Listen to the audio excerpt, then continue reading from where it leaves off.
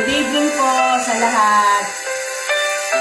Good evening at ulitin natin, alam kong may magagawa ang Diyos.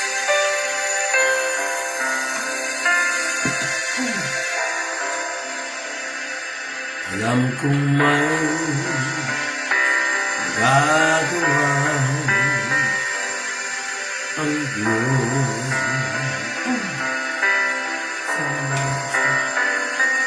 Alam kong may magagawa ang Diyos.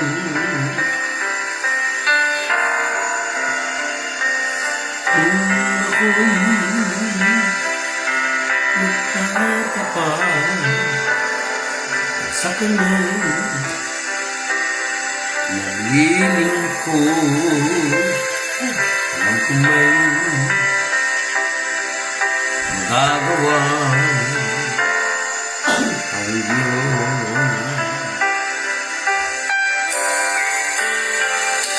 Alam kong may magagawa ang Diyos. Alam kong hindi ng Diyos ang sama ko.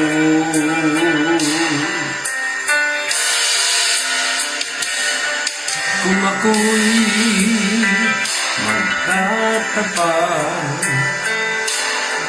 sa Kanya ay susunod. Alam kong hindi ng Diyos ang sama ko. Father God, nandito kami upang ituro ang iyong salita na nilagay mo, Lord, na randomly, walang fixed na menu ang pag-aaral ng salita ng Diyos. Alam po namin na dito sa propesiya sa Biblia ay meron kaming pag-aaralan ngayon, 11 na propesiya patungkol kay Kristo na nabanggit sa luma at bagong tipan. Ang kahalagaan nito ay ibig sabihin, hindi pa po pinapanganak si Jesus bilang tao, bilang salaman, ay nasusulat na mangyayari at nangyayari. Ang kahulugan nito, Lord, sa aming buhay, o naman ang hindi namin sa pangalan ni Jesus, ay tutugunin mo. Pagpapala, proteksyon, pag-asenso, higit sa lahat, kaligtasan. In Jesus Christ's name. Amen. Magandang gabi. Ang aming paksa ngayon ay ang tungkol sa 11 na propesiya, pero ang pag-uusapan natin ay 3. Ay 4 pala, sorry. Unang-una, si Jesus ay nasa lahi ni Abraham. Pangalawa, si Jesus ay nasa lahi ni Judah. Pangatlo, nasa lahi ni Haring David. At yung pang-4, siya ay ipinanganak sa isang birhen. At yung pang-5, ang lugar na kapanganakan ni Jesus ay sa Bethlehem, sa loob ng lugar ng Nazareth. Kaya natin pinag-uusapan itong mga propesiya na ito. Pwede kayong mag-take note. Pwede kayong mag-take notes, pwede nyo i-replay ito, kasi napaka-importante po nito. Maraming Kristiyano ngayon, ang dami tinuturo, pero minsan na may miss na nito mga topic na to. Ako po, as usual, si Vic Soto. Call me Victor Emmanuel Soto. At nandito si Delia Soto, yung asawa ko. So, pag-uusapan natin ngayon, the fulfilled prophecies concerning Christ. Kaya natin iniklian to kasi alam ko mahal ang data eh. Pero the Lord will provide. Naka-data lang po kami, kaya kami ay nagtitipid kung tutusin. Pero dahil naka-wifi kami, Hindi kami hindi kami nagtitipid. Tama ba yan? Tama ba yan, Toya? So, pakinggan nyo. Yan, nagpapatawa lang ako, tinitignan ko kung may nakikinig. So, mga kapatid, pumunta tayo. Bakit si Jesus Christ nasa lineage ng lahi ni Abraham? Kasi si Abraham ang binanggit sa Biblia na ninuno ng mga paternal or yung ninuno ni Jesus Christ. Pakitignan mo nga yung Genesis chapter 2, 12. verse 2. 12. Chapter 12, verse 2. Genesis 12, 2. Ito na po. At gagawin kitang isang malaking bansa, at ikaw ay aking pagpapalain, at padadakilain ko ang iyong pangalan, at ikaw ay maging isang kapalaran. Ito ay sinabi ni Jesus Christ. Sinabi ng Panginoon Diyos kay Abraham na palalakihin niya ang kanyang lahi. Gagawin niya isang dakilang bansa at gagawin niyang dakila ang pangalan. At siya ay magiging pagpapala. Pero ang totoo niya, kahit sinabi ang kay Abraham, ine-expect nila sa future, si Jesus Christ ang magdadala ng pangalan ng Israel forever. Tingnan natin yung Matthew 1:1, kapatid. Matthew 1:1. Okay. Ito. Ang aklat ng lahi ni Jesucristo na anak ni David, na anak ni Abraham. Nakita nyo, ang aklat sa lahi ni Jesucristo. Hindi po ako nag-interpret niyan. Ang nag-interpret niyan, mismong Bible sarili niya. Amen. Tingnan nyo, ang nagsasalita dito sa Matthew 1:1 ay si Mateo. Sabi niya, ang aklat ng lahi ni Jesucristo, anak ni David, na anak ni Abraham. Amen. So, yung interpretation niyan, hindi po ako yan. Ang Biblia nagsasabi. Tingnan mo ang Galatians sa 3:16. Aklat ng Galatia, Kabanata 3, talata 16. Okay. Ngayon kay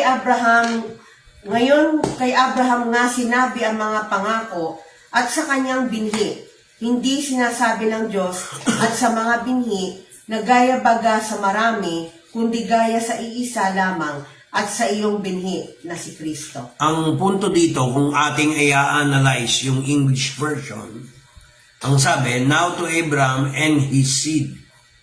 Hindi sinabing, now to Abraham and to his seeds, where the promise made. Tama.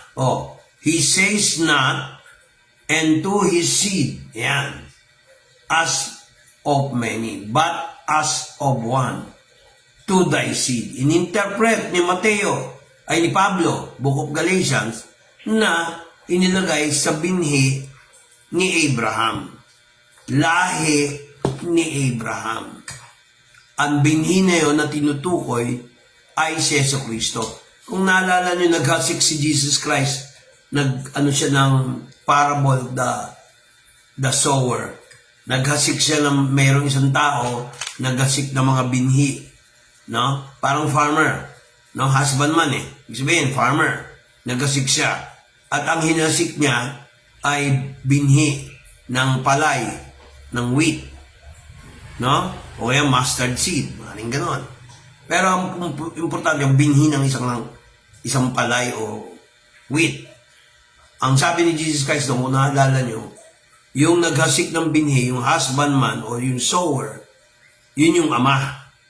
Hinasik ng ama ang kanyang binhi at ang binhi na yun si Kristo. Yung lupa na hinagisan ng binhi, parang ang magsasaka, kinumpere. Agricultural blessing, kinumpere sa present blessing. Merong binhi na nahulog sa tabi, wayside. Meron namang mabato, may matinik, meron dawagan, at meron mabuting lupa. Ang tanong ko, anong klase kang Kristiyano? Ikaw ba yung fertile? Ikaw ba yung lupa na mabuti, na pwedeng tumubo ang binhi? O ikaw yung binhi na bato-bato, batugan? Nangangako ka, hindi ka tumutupad. May ganun eh. Na tutupad, tutulong daw, hindi naman tumutulong. Yung pangatlo, maaaring ikaw yung tinik. Pag na-bless, nagkaroon na ng konting problema, okay lang umiyak, pero huwag ka lalayo sa Panginoon. Amen. O ikaw yung taong ayoko na mag-church. O may problema, ayoko na mag-church. May ganun eh. Parang ganun. No? Sinampulan ko lang kayo. Hindi ako nagpaparinig, nagsasabi lang ko totoo. At saka yung mga tao, ikaw ba yung bukid o lupain na talagang gusto mo ang salita ng Diyos o may masama ka pang intensyon? Di ba? Yes. Kung masama ang intensyon mo, di ba? Marami nag-church, hindi tama ang puso. Parang bukid, no? May nasa tabi-tabi, tabi lang ng church, meron naman yung along the way, no? Pero hindi nakikinig. Meron naman yung tinik sila sa salita ng Diyos. Meron naman si Bamong bato-bato, batugan. Meron naman yung mabuting lupa, no? Ang tanong, ikaw ba ay isa sa mabuting lupa ng Diyos? Hindi biro yung mag-aral ng salita ng Diyos. Kaya, nakita nyo, isang line of Abraham, line of David. Bago pinanganak ang lahi ni David, yung lahi ni Judah. Di ba may bansa, Judah? Yun yung Saudi, minsan naririnig nyo. Judah. Tinan nyo yung Genesis 49:10. Kasi sa Genesis 49:10, sandali, habang hinahanap ko, 49:10, mabilis naman ako maghanap eh. 49:10, basa. Okay. Ang sentro ay hindi maihiwalay sa Juda, ni ang tungkod ng pagkapuno sa pagitan ng kanyang mga paa hanggang sa ang syelo ay dumating at sa kanya tatalima ang mga bansa. Alam niyo ba na si Jesus Christ ay hindi taga-Israel? Baka magulat kayo. Si Jesus Christ ay taga-land of Judah. Magtataka kayo, no? Wala pa si King David, prophesied na yan sa Genesis 49:10. Ang propesya na si Jesus Christ, mga kapatid, ay from the line of Judah, tribo ni Judah, lahi ni Judah, bago pa kay David. Tingnan niyo Matthew chapter 4, kung tama ako. Matthew 4:2. Tingnan natin mga kapatid. Matthew, no? Chapter 1, verse 2. Tingnan niyo. Ang sabi, Abraham begat Isaac, and Isaac begat Jacob. Jacob, who is Israel, begat Judas. Nakita niyo, Jacob is Israel. Pero tingnan niyo, pinangalan niya si Judas. Hindi Judas Iscariot, Judah. Yung pagkatagalog kasi very confusing eh. Para sa mga baguhang Kristiyano. And his brethren. Basa Tagalog. Medyo pausa ko, pasensya na kayo. Naging anak ni Abraham si Isaac, at naging anak ni Isaac si Jacob, at naging anak ni Jacob si Judah, at ang kanyang mga kapatid. Kita mo, indirectly, tingnan nyo. Naging anak ni Abraham si Isaac, at naging anak ni Isaac si Jacob, at naging anak ni Jacob si Judah at ang kanyang mga kapatid. Si Jacob, yan ang lumang pangalan ni Israel. Pero hindi siya considered from Israel kasi dumaan sa lahi ni Judah. Kaya nga yung mga Pariseo nagdi-disagree. Yung mga Pariseo sa Saduseo ng mga panahon ni Jesus Christ at panahon ni Pablo, nagdi-debate sila, ano ba talaga si Jesus Christ? Wala namang Mesias na nanggagaling sa tribe ng Bethlehem, ni Benjamin. Kaya nagkakagulo sila. Pero deep inside, kung ating i-analyze, talagang dumaan sa lahi ni Judah bago sa lahi ni King David. Tapos tingnan natin ang final, yung line of David, 2 Samuel 7:12.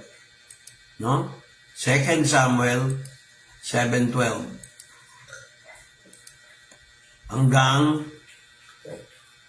teka kung naalala ko. Verse 12 at saka 16. 12 to 16? 12 and 16.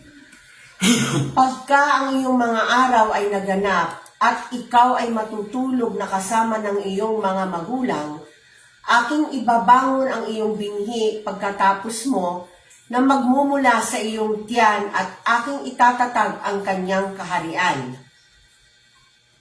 Kanyang ipagtatayo ng bahay ang aking pangalan at aking itatatag ang luklukan ng kanyang kaharian magpakailanman. Tapos verse 16. Excuse me? At At ang ang iyong sambahayan at ang iyong kaharian ay matitiwasay magpakailanman, sa harap mo ang iyong luklukan ay matatatag magpakailanman. Di ba? Sa panahon ni King David, natupad yan hanggang kay Solomon. Di ba naalala niyo nung ginawa yung templo ni Solomon? Hindi naman si David ang gumawa eh. Ang nag-ipon ng materyales tsaka mga treasures, si King David, dahil siya ay warrior, siyempre may dugo yung kanyang kamay, hindi siya pinagawa ng ano. Kaya si Solomon, nagkaroon ng 40 years of peace ang Israel for the first time nung panahon ni Haring David. Kaya itinayo niya yung trono ng Panginoon sa lupa, tinayo yung Solomon's Temple. Kaya bago ni-ransack o nilusob ng Rome, noong AD 70, ang Jerusalem, nakatayo pa yung templo ni Solomon. Kaya nga mga kapatid, isang evidence, historical evidence, na ang Solomon's Temple is really existing. Meron yung East Gate, yun nga yung sinara ng mga Katoliko Romano, sorry to make mention of that, sinara ng mga ng emperor doon para hindi maisara. No? Para hindi doon makadating yung Mesyas. Physical yung ginawa nila. Pero hindi nila alam, hari ng mga hari ang trono ng Diyos. Amen ho ba? Amen. Kaya maganda itong pinag-aralan natin, a slide of survey. Yung isang prophecy, yung panglima, si Kristo po ay ipinanganak sa pamamagitan ng Birhing Maria. Si Maria ay hindi, ano yun? Pang-apat po, Pastor. O ano, kung panglimang kamali ako, Okay po. pinagdidiin, mapapahiya pa ako. O dinidire-diretso ko na nga, minamadali ko eh. Huwag ka magmadali. Hindi, nagmamadali ako dahil nagmamadali ka eh. Hindi naman. Isaiah 7:14. Alam niyo mga kapatid, ang book of Isaiah, isa sa pinaka-graphic, pinaka-accurate ang description tungkol kay Christ. Tingnan niyo kung hindi totoo yung sinasabi ko. Old Testament to Isaiah, kagaya ng iba. Meron tayong reference sa Old Testament, meron tayong reference sa New Testament. Amen. 7:14 sabi niya, "Therefore, the Lord Himself shall give you a sign. Behold, a virgin shall conceive and bear a son, and shall call his name Emmanuel." Alam niyo, itong English na Emmanuel, pangalan ko yan, Victor Emmanuel, meaning God with us. Kaya, yung virgin birth na sinasabi ko, sa ibang translation, a woman. Mali. Kasi yung woman sa Hebrew is Alma. Hindi ginamit sa Greek sa Greek ginamit Parthenus, meaning virgin. And ginamit dito, hindi virgin.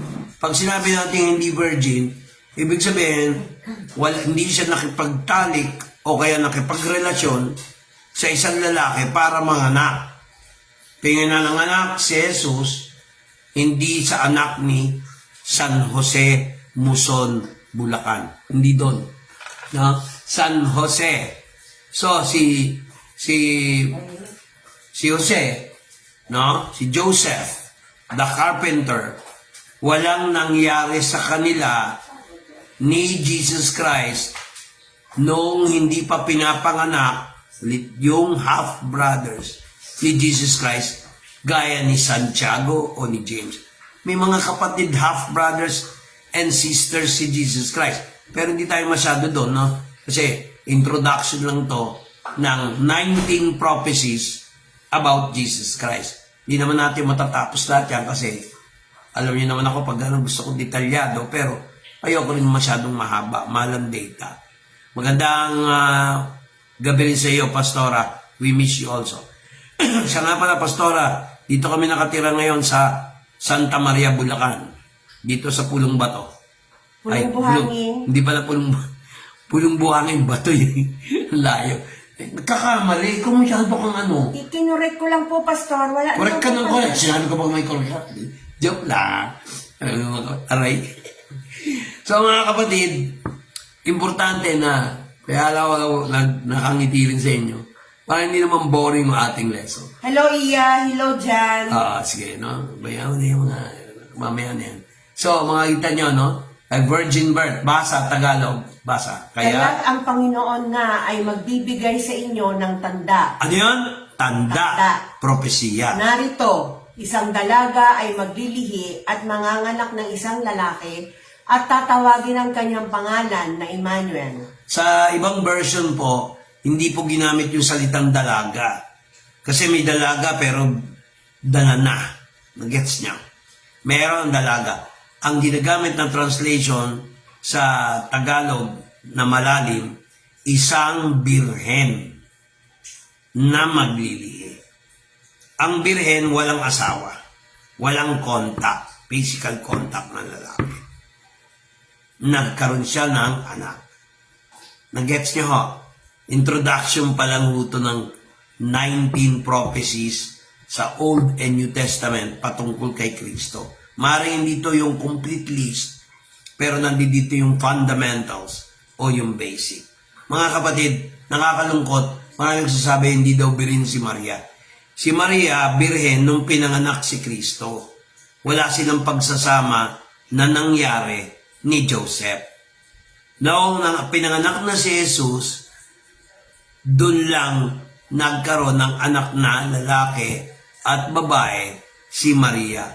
Isa dito, si Santiago. Pero ano tawag ni Santiago kay Jesus Christ? Lord. Kaya maganda na yung pag-usapan yan eh. Pero hindi yan yung right time. So maganda yung medyo may suspense yung lesson natin. Mga kapatid, yung isa pa, babasahin ni Del yung Tagalog. Kaya't ang Panginoon nga ay magbibigay sa inyo Ng tanda. Narito, isang dalaga ay maglilihi. Hindi dalaga nga, palitan mo, birhen. Okay. Ulit. Kaya't ang Panginoon nga ay magbibigay sa inyo ng tanda. Narito, isang birhen ay maglilihi. Ulitin mo. Sabi ko, birhen eh. Ulit. Kaya't ang Panginoon nga ay magbibigay sa inyo ng tanda. Narito, isang birhen ay maglilihi at manganganak ng isang lalaki at tatawagin ang kanyang pangalan na Emmanuel. Kita nyo, Emmanuel. Sino ba yung Emmanuel? Si Jesus Christ. God with us.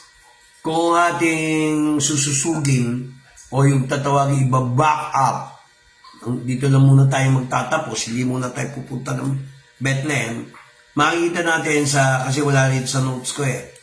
Ako naman by note, wala naman ako bira ako mag-notes. So, John chapter 1 verse 14. Tingnan nyo kung ano sinasabi ni Juan. Basa, Tagalog. Kung kayo'y magsisihingi ng anuman sa pangalan ko, ay yaon ang aking gagawin. Ngayon, kung si Kristo ay tao lang, hindi niya sasabihin yan. Papangalan ko. Hindi, pakinggan nyo ako magigi. If you shall ask anything in my name, o diba parang pinapantay niya sarili niya sa Diyos. Ito to namang sa Diyos siya. If you will ask anything in my name, I will do it.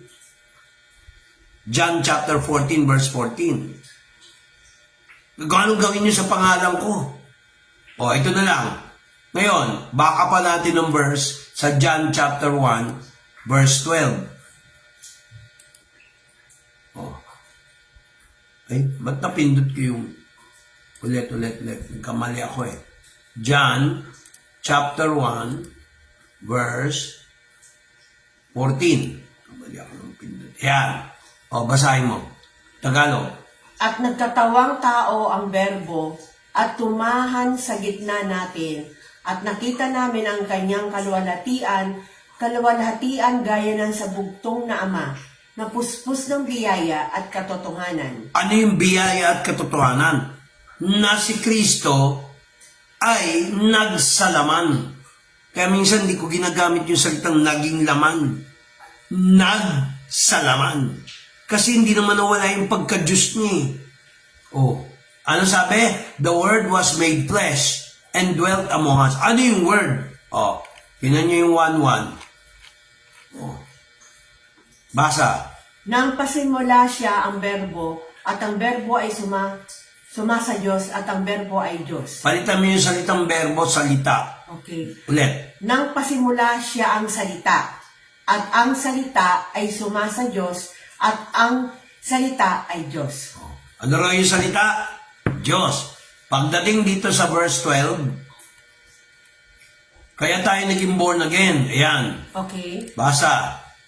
Datapwat ang lahat ng sa kanya'y nagsitanggap ay pinagkalooban niya sila ng karapatang maging mga anak ng Diyos. Ano raw? Anong karapatan? Maging mga anak ng Diyos. Tayo, naging mga anak tayo ng Diyos.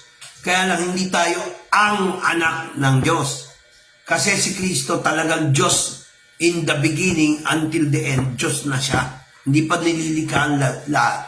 Kaya tayo, mga anak ng Diyos, mga Diyos din tayo, pero hindi dapat sambahin. Amen. Kasi anak tayo ng Diyos eh. Amen. Maliit na Diyos tayo. Alala ko yung debate nung, makinig kayo, yung debate nung Pariseo at saka nung ni Jesus Christ. Sabi niya doon sa mga Pariseo sa John chapter 8, hindi ba kayo mga Diyos? Sabi ng kasultan. Kaya ang kasultan hindi pwede mabali. Maraming hindi nakakaintindi doon sa salitang sons of God at saka the Son of God. Ang anak ng Diyos ay iba sa salitang mga anak ng Diyos. Magiging anak ka lang ng Diyos kung tinanggap mo si Jesus bilang Panginoon at tagapagligtas. Sabi nito sa Ingles, sa verse 12, ulitin ko, but as many as receive Him, to them gave He power. Binibigyan tayong power to become the sons, plural, of God. That is, to them that believe His name. on His name. Datapwat ang lahat sa kanila'y nagsitanggap ay pinagkalooban niya sila ng karapatan maging mga anak ng Diyos. Amen. Sa makatuwid bagay, ang mga nagsisimpalataya sa Kanyang pangalan. Naging born again tayo. Bakit? Hindi yung sekta. Pagbabago ng espiritu na patay sa kasalanan, binuhay muli dahil kay Kristo Jesus. Alam nyo, magpasalamat tayo kay Jesus. Inako niya yung sumpa, yung kasalanan, para tayo ay maligtas. Hindi alam ng iba yan. Si Jesus nga, hinubad yung pagka-Diyos eh. Yan yung Philippians. Mag-e-end na tayo dito.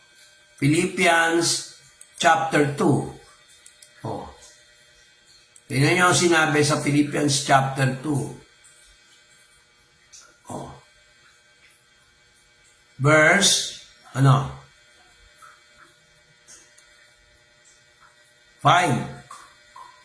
hanggang 7. Ay, hindi, hanggang 8. Pakipasa yung Tagalog, 5 to 8. Okay. Chapter 2. Mga 2, 5, verse up to 8. Okay, magkaroon kayo sa inyo ng pag-iisip na ito'y na kay Kristo Jesus din naman.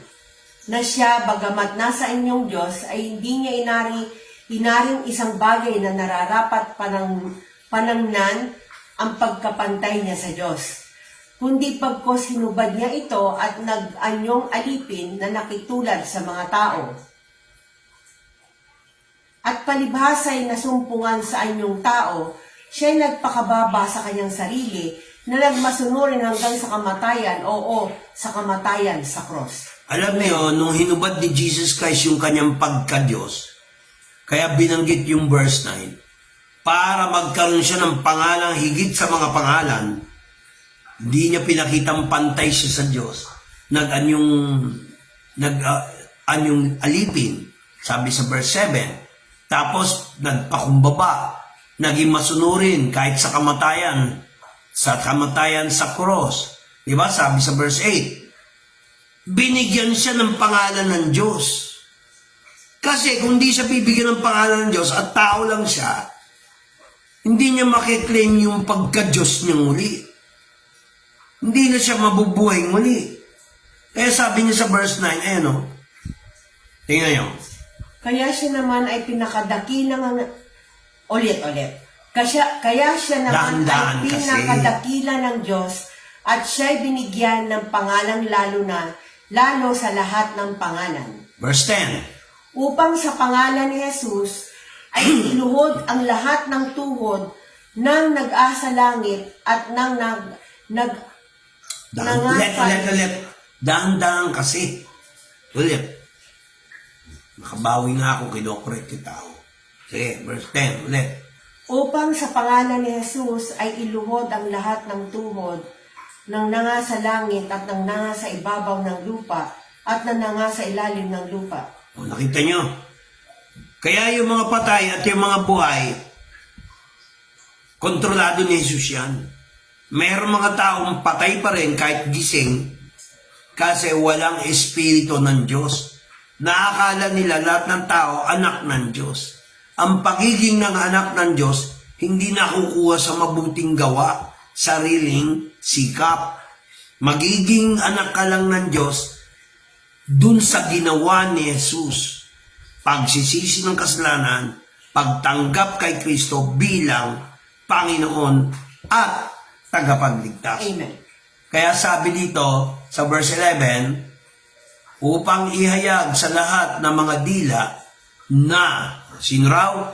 Heso Kristo ay Panginoon sa ikaluwalhati ng Diyos Ama. Amen. Mga kapatid, tayo manalangin. Maaaring may mga tao dyan matagal na nag-church. Matagal na nakikinig sa amin. Pero hindi sila sigurado na tinanggap nila si Kristo bilang tagapagligtas. Lord, hindi naman ako mag-aaksaya ng laway, data, o wifi, o kuryente. Kung hindi importante ang salita ng Diyos, Amen. mahirap mapunta sa impyerno, Lord. Amen. Lahat ng hindi naniniwala sa Diyos, sa salita niya, ay mapapahamak. Lord, sabi mo sa Revelations 21:8, ang unang binanggit mo po doon, yung hindi naniniwala, hindi nananampalataya sa Diyos. Sabi mo, Lord, dito sa 21:8, lahat ng matatakutin humarap sa katotohanan, mga hindi nananampalataya, yung mga mayayabang, mga pumapatay, mga pumapatol sa laman, mga mangkukulam, mga sumasamba sa Diyos-Diyosan, lahat ng sinungaling ay magkakaroon ng kanilang parte sa lumalagablab na apoy at asupre. Ito ang pangalawang kamatayan. Ngunit ang sinabi mo sa tao sa John 3:3, kailangan ipanganak muli. Paano? Tanggapin si Jesus bilang Panginoon at tagapagligtas. Hindi relihiyon. Father God, hanggang dito na lang po kami magtatapos. I pray na sila ay mahikayat mo, Lord, na tanggapin si Kristo bilang Panginoon at tagapagligtas. Amen. Lord, pinapanalangin namin ang Bulacan, yung bagyo ngayon, signal number 1, papuntang south, kasi from north to south Panginoon, ingatan mo, walang sakuna, Yes, Father. walang problema, walang aksidente, Yes, Lord. walang landslide sa lugar sa probinsya ng Bulacan, as well as Caloocan.